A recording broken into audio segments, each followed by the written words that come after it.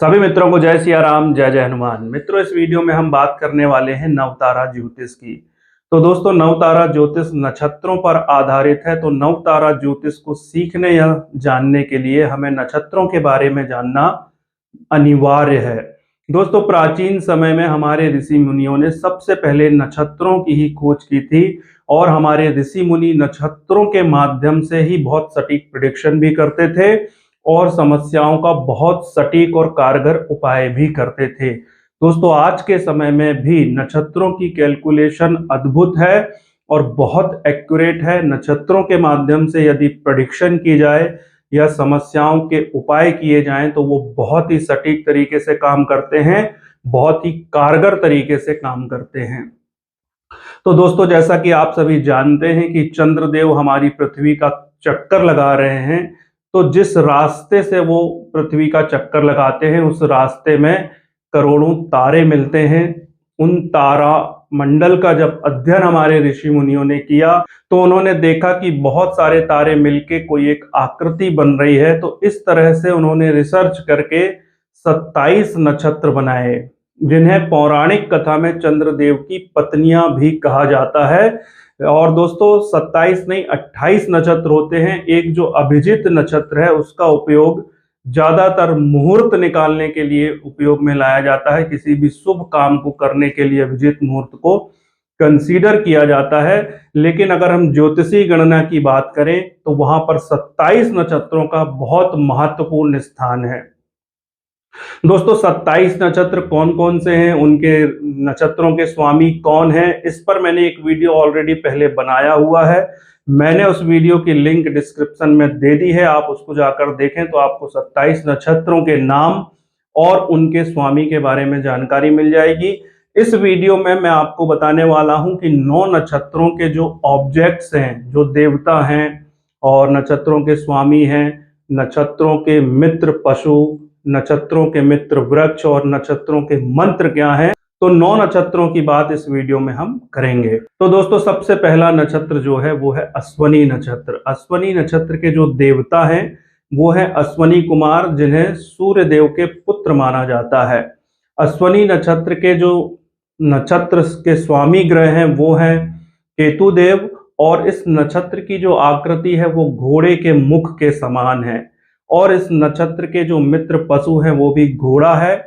और इस नक्षत्र के मित्र वृक्ष जो हैं वो है केला, आक यानी जिसको मदार भी कहा जाता है, धतूरा और कुचला।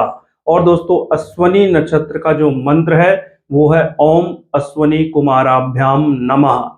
दोस्तों, यहाँ पर एक बात जाननी बहुत जरूरी है कि हर नक्षत्र के वैदिक मंत्र, पौराणिक मंत्र और नाम मंत्र अलग अलग होते हैं। यहाँ पर मैं जो मंत्र आपको बता रहा हूं वो नाम मंत्र है।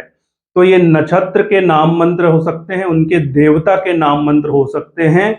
चूंकि नाम मंत्र जाप करने में आसानी होती है, बहुत छोटे होते हैं, कम समय में अधिक संख्या में आप इनका जाप कर सकते हैं। जबकि वैदिक मंत्र और पौराणिक मंत्र जो होते हैं वो बहुत ही लंबे होते हैं, थोड़े क्लिष्ट होते हैं, जिनको याद करने में भी सभी लोगों के लिए संभव नहीं हो पाता है। उतना समय निकालना सभी लोगों के लिए संभव नहीं हो पाता है। लेकिन इस बात का भी ध्यान रखना है कि नाम मंत्र में भी उतनी ही शक्ति है जितनी वैदिक मंत्रों में है या पौराणिक मंत्रों में है। तो निसंकोच होकर नक्षत्रों के नाम मंत्र आप जाप कर सकते हैं, नक्षत्र के देवता का मंत्र भी आप जाप कर सकते हैं। अब बात करते हैं दोस्तों दूसरे नक्षत्र यानी भरणी नक्षत्र के। तो भरणी नक्षत्र के जो देवता हैं वो हैं यम देवता और मां काली। दोनों ही देवता भरणी नक्षत्र के देवता हैं। भरणी नक्षत्र के जो स्वामी ग्रह हैं वो है शुक्र देव। भरणी नक्षत्र की आकृति स्त्री की योनि के समान है। और भरणी नक्षत्र के जो मित्र पशु हैं वो है हाथी। और भरणी नक्षत्र के मित्र वृक्ष जो है वो है केला और आंवला।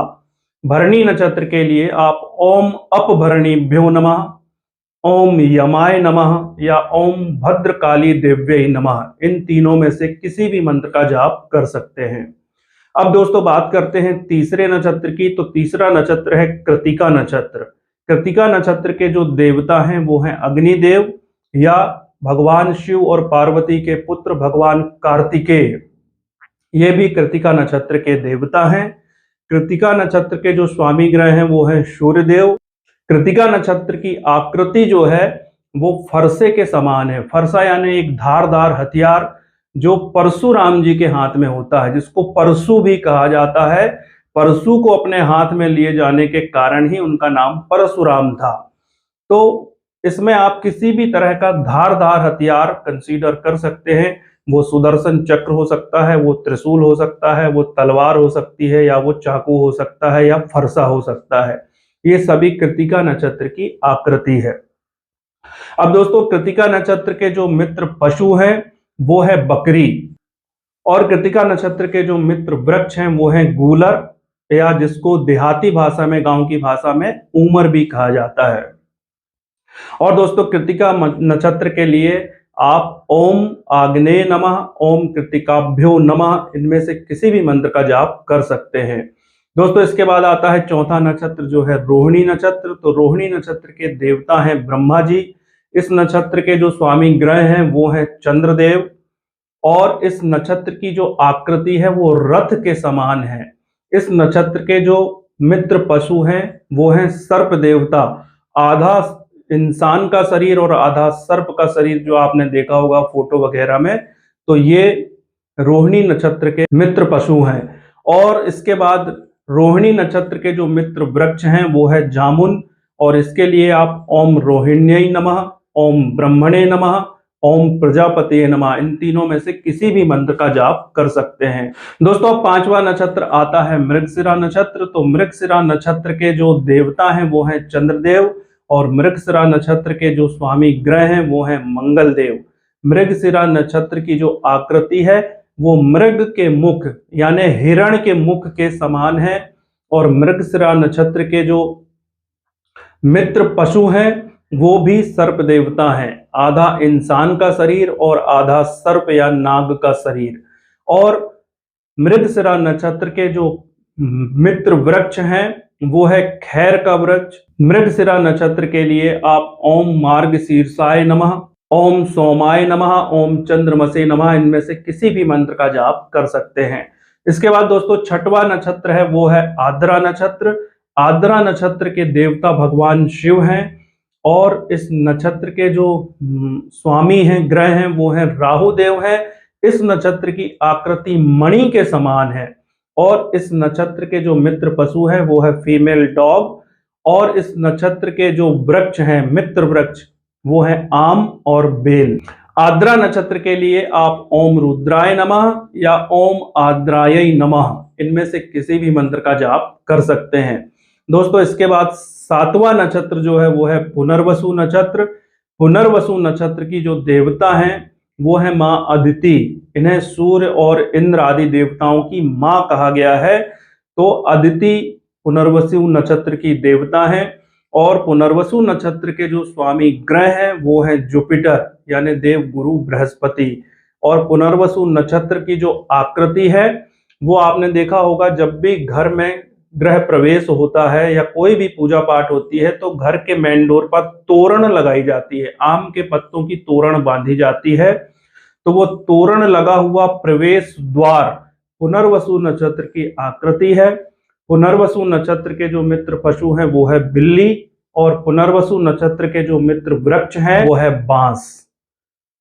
और दोस्तों, पुनर्वसु नक्षत्र के लिए आप ओम आदित्याय नमः या ओम आदित्यये नमः, इनमें से किसी भी मंत्र का जाप कर सकते हैं।